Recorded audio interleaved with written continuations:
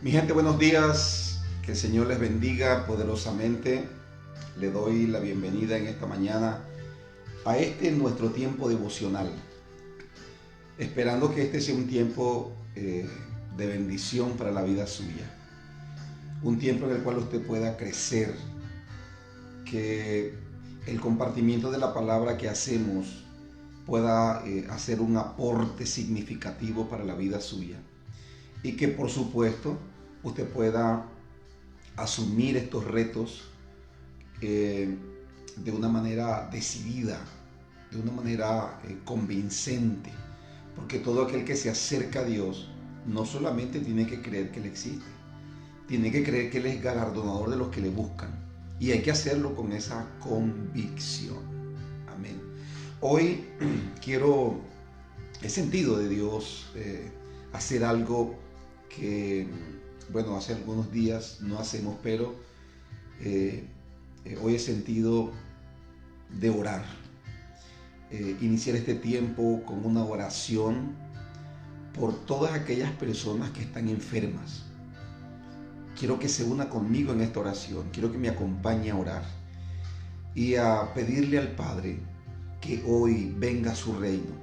Recuerda que el Señor Jesús dijo, cuando estaba enseñando a los discípulos a orar, les dijo: ustedes orarán así: Padre nuestro que estás en los cielos, santificado sea tu nombre, venga a nosotros tu reino. Vamos a orar en esta mañana para que el reino de Dios venga, especialmente a la vida de todos aquellos que están conectados con este tiempo y que están padeciendo de alguna enfermedad, de algún tipo de cautividad. Vamos a orar, porque el ministerio de Jesús y el ministerio de los apóstoles, el ministerio de la iglesia en general, esto lo estamos viendo en el libro de los Hechos, era un ministerio que no solamente enseñaba, era un ministerio que ministraba liberación y sanidad para los enfermos. Y yo creo que si nosotros tenemos compañerismo entre nosotros, si nosotros nos unimos, dice la Biblia, nosotros podemos pedir cualquier cosa al Padre conforme a su voluntad. Él lo hará, dice la Biblia. Entonces yo quiero invitarle a que recordemos una promesa maravillosa de la palabra de Dios, que se encuentra en el libro de Isaías, en el capítulo 53. Dice: ciertamente llevó Él nuestras enfermedades y sufrió nuestros dolores, y nosotros le tuvimos por azotado, por herido de Dios y abatido. Mas Él herido fue por nuestras rebeliones, molido por nuestros pecados. El castigo de nuestra paz fue sobre Él, y por su llaga fuimos nosotros curados. Así que yo creo que hoy es un día de sanidad, un día de liberación, y vamos a tomarnos un par de minutos para orar por todos aquellos que han estado padeciendo enfermedades y dolencias o cualquier otro tipo de cautividad. Quiero invitarle a que oremos por esos familiares suyos también que están atravesando por esos momentos de enfermedad, de contagio. Vamos a orar por ellos. Pero también quiero invitarle a que tome este devocional y pueda compartirlo con sus amigos, con sus familiares, porque es muy posible que ellos también necesiten un milagro de sanidad y de liberación. Vamos a compartirlo a través de este tiempo devocional. Oramos. Padre Celestial, soberano Dios, gracias por este nuevo día. Gracias por tu amor. Gracias por tu misericordia, Señor. Porque tú has sido bueno, Señor. Tú eres bueno hasta para con los malos. Tú haces llover sobre los justos y sobre los injustos. Tú eres bueno hasta para con los ingratos, Señor. Gracias. Gracias porque, Señor, esa bondad, esa misericordia, Señor, tú nos las dispensas siempre. Y aún en nuestros momentos de debilidad, tú, Señor, estás allí para fortalecernos, para levantarnos. Gracias te damos en esta mañana. Hoy queremos unirnos, Padre, y pedirte con todo nuestro corazón que venga tu reino. Que tu reino venga, Señor, especialmente hoy, a la vida de todo aquel, Padre, que ha estado padeciendo enfermedades.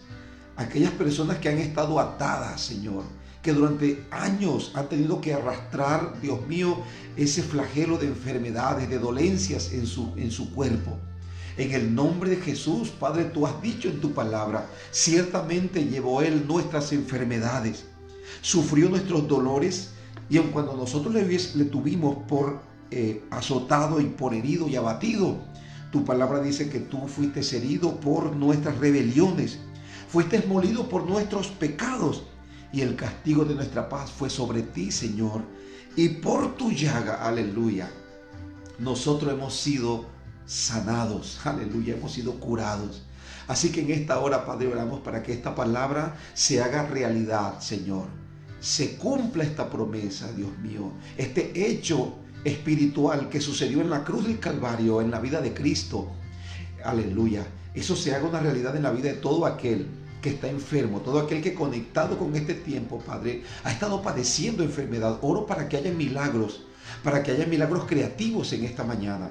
Oramos, Señor, para que el poder sobrenatural tuyo se manifieste, Señor, sanando los enfermos, libertando los cautivos, Señor. Mira a todos aquellos que han estado padeciendo, Señor, cautividad espiritual. Mira a aquellos que han estado siendo cautivos por la carne, han estado siendo cautivos, Señor, en sus pensamientos por las tinieblas. Dios mío, mira a aquellos, Padre, que han estado padeciendo cautividad espiritual por causa de la brujería, de la hechicería, Señor, del ocultismo. Padre Celestial, oramos para que se rompa en esta mañana todo encantamiento, para que se quebrante en el nombre de Jesús toda obra de las tinieblas. Oramos, Señor, para que la aflicción, para que la angustia, para que el tormento, Señor, salga, Dios mío, de las vidas en el nombre de Jesús. Que los enfermos hoy sean sanados, que los cautivos sean liberados por medio de esta palabra y que los cuerpos reciban sanidad y liberación, Padre, porque esa es tu voluntad, porque tu voluntad es agradable y perfecta, Señor, porque tú has venido para buscar y salvar lo que se había perdido. Tú has venido para darnos vida y vida en abundancia. Así que oramos, Señor, y te damos gracias porque recibimos esa vida en esta mañana por medio de tu palabra, en el nombre de Jesús. Amén y amén. Aleluya. Gloria al Señor. La Biblia dice que si nos acercamos a Él, tenemos que creer que Él es galardonador de los que le buscan. Así que en esta mañana reciba su galardón por la fe. Reciba su galardón, su sanidad. ¿Por qué? Por la fe. Por la fe. Porque sin fe es imposible agradar a Dios. La fe es la certeza de lo que se espera y la convicción de lo que no se ve. La fe es estar seguro de que Dios cumplirá su palabra porque Él no puede mentir. Porque Él no es, como dice la Escritura, no es hombre para mentir, ni es hijo de hombre para arrepentirse de lo que Él ha dicho. Gloria al Señor. Así que este es un tiempo maravilloso de sanidad y de liberación. Que Dios le bendiga poderosamente.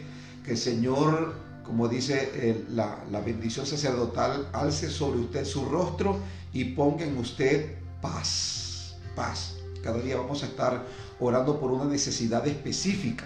Porque este tiempo devocional no es solamente un reto que ponemos a la fe de los creyentes para que los creyentes crezcan. Ese es el objetivo primordial. Pero también hemos entendido que juntamente con la palabra de Dios, juntamente con la instrucción, Dios quiere dispensar milagros, porque Él es un Dios de milagros. Así que hoy reciba su sanidad en el nombre de Jesús. Vamos a la palabra en esta mañana. Recuerden que estamos leyendo el libro de los Hechos. Así que tome su Biblia, por favor. Tome su Biblia. Y vamos al libro de los Hechos, en el capítulo 2. Vamos a leer un par de versículos, ¿no? Vamos a leer un par de versículos.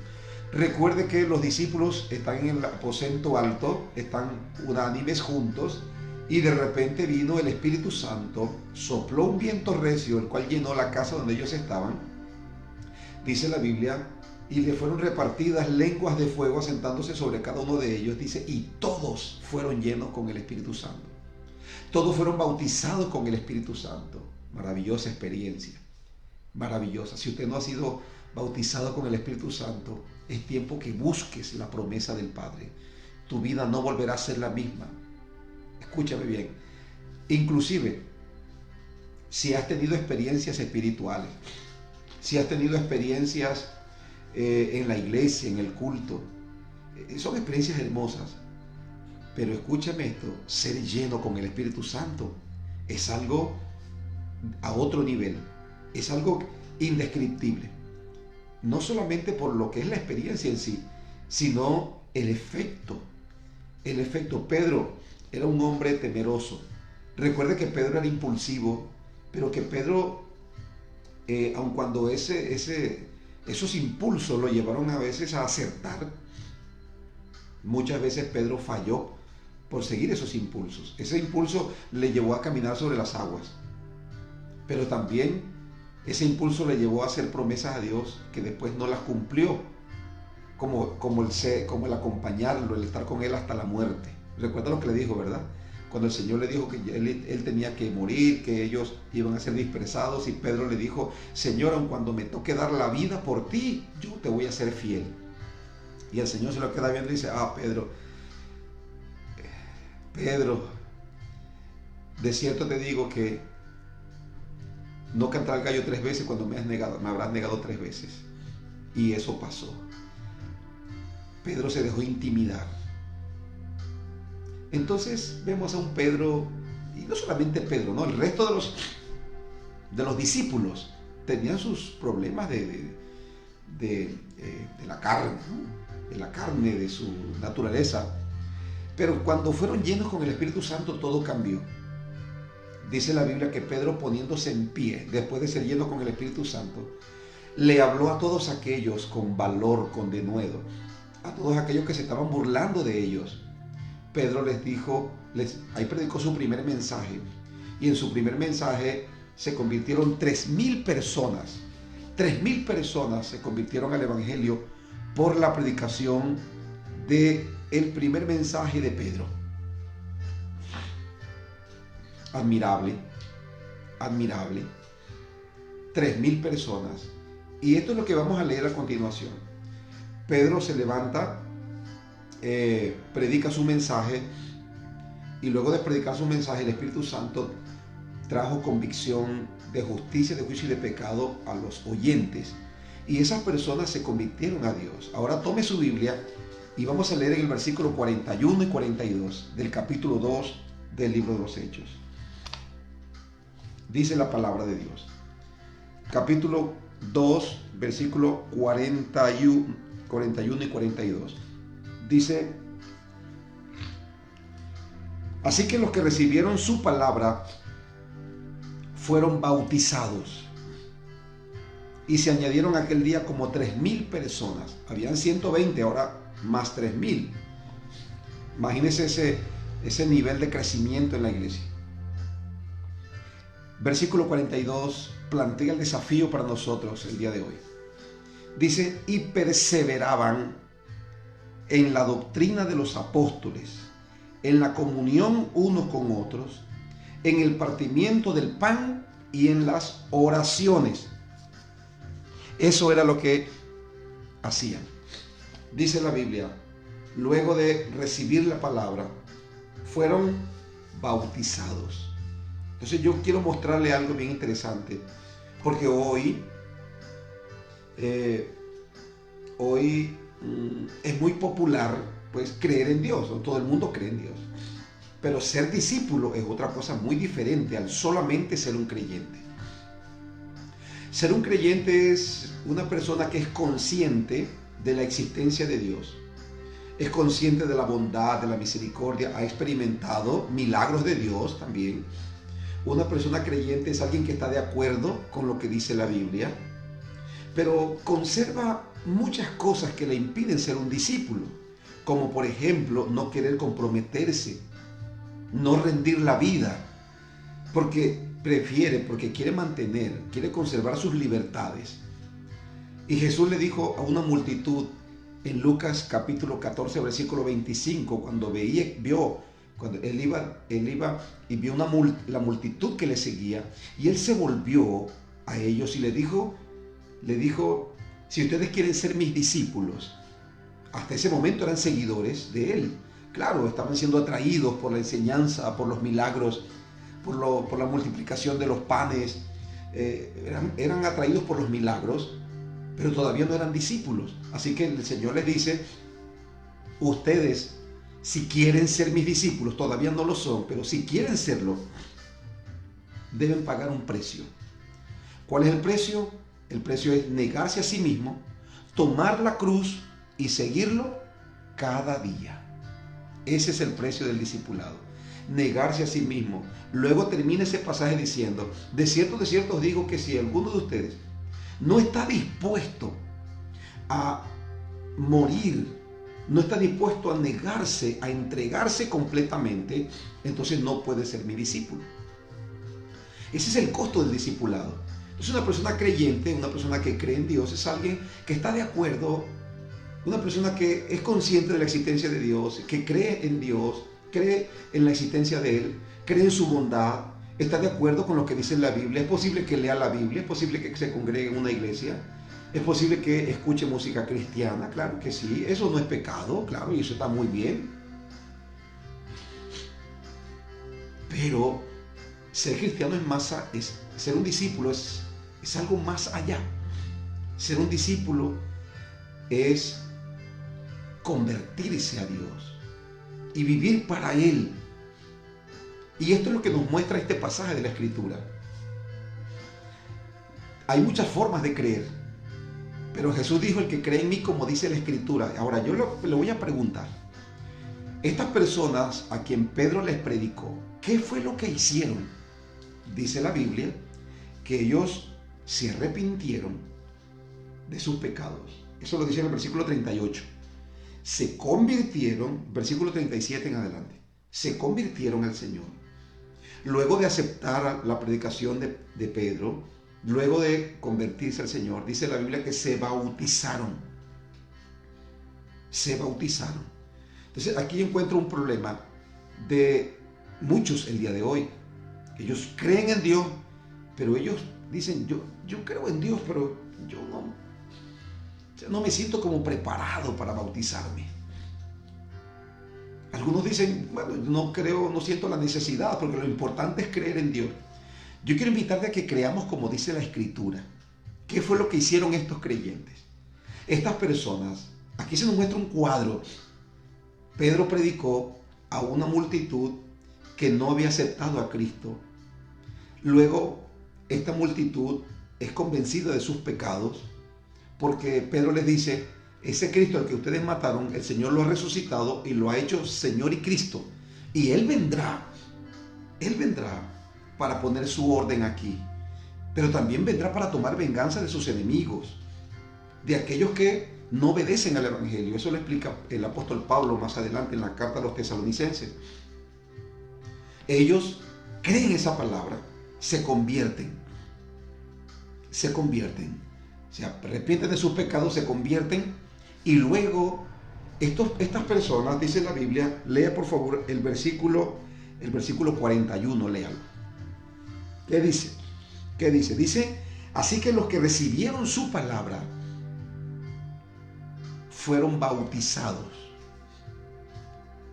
Todo creyente de Jesucristo, toda persona que quiera ser parte del reino de Dios, tiene que arrepentirse de sus pecados, aceptar a Jesús como Señor y Salvador, bautizarse. Si no lo has hecho, necesitas acercarte a la iglesia. Necesitas someterte al proceso de la iglesia para que puedas bautizarte, para que puedas creer como la Escritura dice. Ahora, escuche más adelante. ¿Qué hacían estos discípulos? Una vez que ya creyeron, una vez que se arrepintieron y se convirtieron en sus pecados, que creyeron y que se bautizaron, ¿qué hicieron estos discípulos? Lea conmigo el versículo 42. Léalo allí. ¿Qué dice? Estos discípulos perseveraban en la doctrina. Hay por lo menos cuatro cosas en las cuales estos discípulos perseveraban. Dice la Biblia, perseveraban en la doctrina. Número 2, la doctrina de los apóstoles. Número 2, perseveraban en la comunión unos con otros o en el compañerismo. Número 3, perseveraban en el partimiento del pan. Y número 4, perseveraban en las oraciones. 4 cosas: doctrina, compañerismo, partimiento del pan y oraciones. En estas 4 cosas, dice aquí el texto literalmente, ellos perseveraban. La palabra perseverar significa insistir, no desistir. Es decir, una persona que persevera en la doctrina es alguien que se considera un aprendiz. ¿Cuánto conoces hoy, después de tanto tiempo de haber creído en el Señor? ¿Cuánto conoces de la palabra? ¿Cuáles son las doctrinas? A ver, cuando hablamos de doctrina nos estamos refiriendo a las verdades fundamentales del Evangelio, a las verdades elementales del Evangelio. Esa es una doctrina. ¿Cuáles son las verdades elementales del Evangelio? ¿Cuáles son? ¿Las conoces? ¿Puedes enumerarlas? Tal vez no las conozcas en el orden en las que se presentan, pero que por lo menos las conozcas.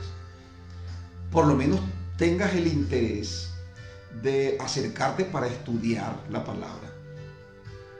¿Por qué razón tengo que hacerlo? No puedo ser un creyente sin conocer la doctrina, no. No, porque la Biblia dice que el objetivo de los ministerios en la iglesia es perfeccionar a los santos para que los santos ya no sean niños fluctuantes, llevados por cualquier parte, por doquiera, dice la Biblia, de todo viento de doctrina, por estratagema de hombres que para engañar emplean con astucia las artimañas del error. Necesitas conocer la doctrina. ¿En qué crees? ¿En qué estás creyendo? O sea, la doctrina tiene que ver con eso. Conocer en qué estoy creyendo. Por ejemplo, la primera doctrina, la primera verdad elemental. Busque la Biblia. Esto es solamente un ejemplo, pero la idea es que usted persevere en la doctrina. Dice, 2 Timoteo capítulo 3, versículo 16, dice: toda la escritura es inspirada por Dios y útil para enseñar, para redarguir, para corregir, para instruir en justicia, a fin de que el hombre de Dios sea perfecto, enteramente preparado para toda buena obra. La primera verdad elemental, la primera doctrina, es que la Biblia es la palabra inspirada de Dios. Es la palabra inspirada de Dios. Cuando tú aceptas la Biblia como la palabra inspirada de Dios, entonces ahora tú vas a fundamentar tu vida en lo que está allí escrito. El desconocer la Biblia te va a llevar a ti a creer en todo y en nada. Porque el engaño del enemigo es que no es que rechaces la Biblia, es que creas de una manera equivocada. Estas personas perseveraban, además de la doctrina, en el compañerismo. Es decir, que no dejaban de congregarse. Iban a la iglesia. Tenían comunión con sus hermanos en la fe. Cuando hablamos de compañerismo, no estamos hablando de asistir a un lugar solamente. Cuando hablamos de compañerismo, estamos hablando de una amistad profunda con sus hermanos en la fe, en la cual ellos se edificaban mutuamente. El compañerismo es una relación muy significativa, profunda, con una persona en el contexto de la iglesia, con un creyente espiritual, para poder edificarnos mutuamente. Una persona con quien yo comparto tiempo, una persona a quien yo puedo abrir mi corazón y dejar de estar ocultando mis luchas. Una persona con quien yo puedo abrir mi corazón, contarle mi situación para que me ayude en oración, porque mejor son 2 que 1, dice la Biblia. Porque donde hay 2 o 3 congregados en mi nombre, ya estoy yo, dijo Jesús. Porque el compañerismo es una necesidad en cada persona. Si tú no tienes compañerismo en la iglesia, vas a tener compañerismo con los mundanos. Escucha lo que estoy diciendo. Porque es una necesidad. Tú te vas a acercar a alguien para tener con quien tienes afinidad, para compartir la vida. Y no estoy hablando solamente del cónyuge, estoy hablando de amistades significativas. Eso es compañerismo. ¿Tienes amigos cristianos? ¿Tienes amigos cristianos con quien periódicamente te relacionas, te sientas para hablar, para orar? ¿Tienes un amigo cristiano que te exhorte cuando haces las cosas mal? Cuando estás decaído, ese amigo cristiano te levanta. Cuando estás en un problema, te ayuda. ¿Tienes ese tipo de amistad en la iglesia? La Biblia dice que la comunión es la unidad de corazón y de alma. ¿Tienes una amistad en la iglesia así? ¿En qué perseveraban los creyentes? En el compañerismo. Esto es muy significativo, el saber que ellos perseveraban. Porque hay muchas cosas, como esto es espiritual, hay muchas cosas que atacan al creyente para que el creyente no persevere en la doctrina, para que no persevere en el compañerismo, para que se resienta, para que sea susceptible en las situaciones de la iglesia. Hay personas que son muy susceptibles, que se van de la iglesia por cualquier cosa. Entonces son personas que no han perseverado en el compañerismo. Son personas muy susceptibles, delicadas, no soportan. Ahora, si una persona no está dispuesto a soportar displantes, a sufrir por causa de Cristo, entonces no puede ser un discípulo. Porque en el mundo tendréis aflicciones, dijo Jesús. Tal vez alguien podrá decir, no, pastor, pero es que uno recibe aflicción en el mundo, pero en la iglesia, en la misma iglesia. Si la iglesia es una familia. La pregunta es, ¿no ha tenido usted problema en su familia? ¿Sus hermanos, sus padres en su casa no le han defraudado? ¿Su cónyuge no le ha ofendido? Y por eso usted se ha ido de la casa. Por eso usted ha dejado de ser miembro de esa familia porque alguien le ofendió. ¿Verdad que no? Bueno, pero es para que usted vea la fragilidad con la que muchos creyentes están en la iglesia. Están en la iglesia mientras no les pasa nada malo. Mientras alguien no les defrauda. Mientras todo está bien. Mientras le tratan bien. Pero cuando tal vez algún creyente le hace algún desaire, o el pastor, entonces se van de la iglesia. No perseveran en la comunión. No perseveran. Y la Biblia nos enseña aquí que los creyentes perseveran en el compañerismo, en la comunión. Es decir, los creyentes no se decepcionan de las iglesias. Los creyentes están allí porque los creyentes saben que la familia espiritual es una familia que todavía no es perfecta y que va a encontrar defectos. Como alguien dijo, si usted busca una iglesia perfecta, la perfección de esa iglesia te va a excluir a ti mismo porque tú no eres perfecto. Entonces yo debo ir con un corazón cambiado. Debo perseverar en el compañerismo. Le hago una recomendación a todos aquellos que le llegue esta palabra. No sea delicado, no sea susceptible. Si usted es susceptible, el Espíritu Santo le está mostrando ahí que hay un área en la cual usted tiene que morir. La carne es delicada, hermano, la carne es delicada. ¿Qué tal si Jesús se hubiera ofendido? ¿Qué tal si Jesús se ofendiera por todos los displantes que uno le hace?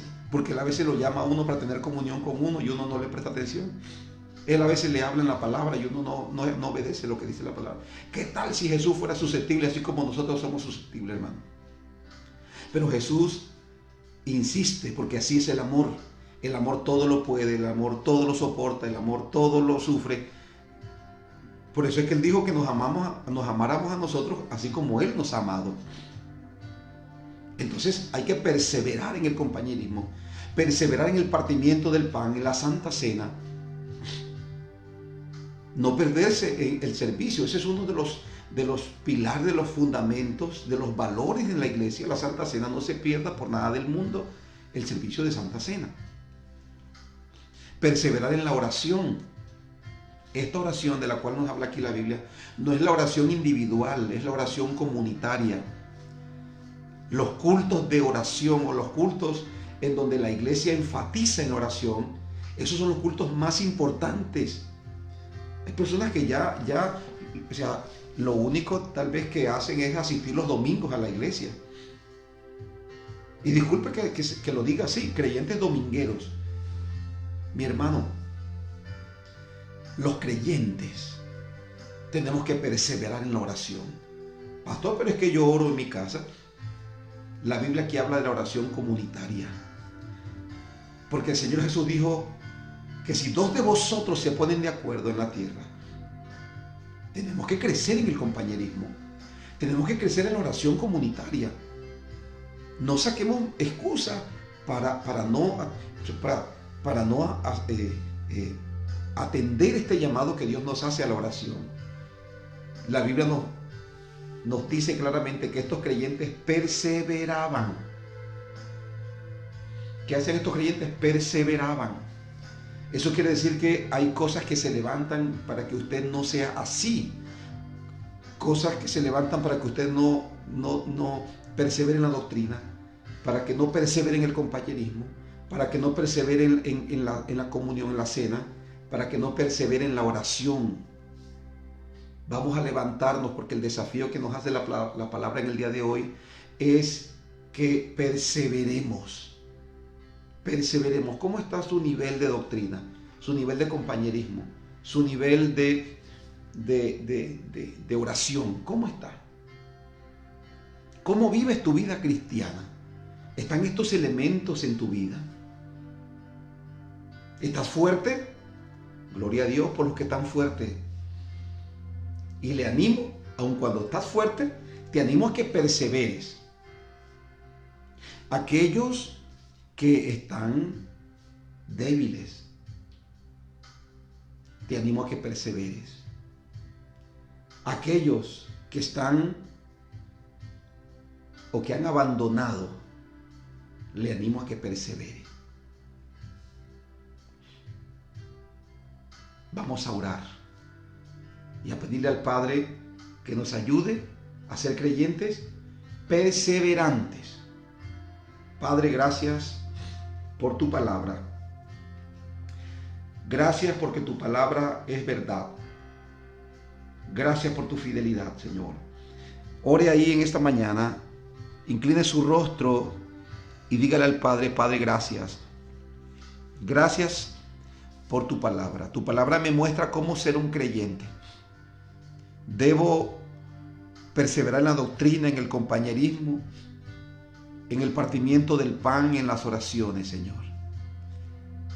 Padre, aquí está mi vida. Dígale al Señor en esta mañana: Padre, yo acepto ese reto de perseverar. Sé que hay muchas cosas que se levantan para que yo no persevere, pero yo hoy, en tu nombre, Señor, me levanto a perseverar. Porque es tu voluntad, es tu deseo, Señor. Gracias en el nombre de Jesús, porque tú eres bueno y porque tú, Señor, me sostienes. Tú me fortaleces para que sea un creyente perseverante. En el nombre de Jesús. Amén y amén. Mis queridos, que Dios le bendiga en esta mañana y recuerde perseverar, porque el que persevera hasta el fin, ese es el que alcanza la bendición. Que Dios le bendiga.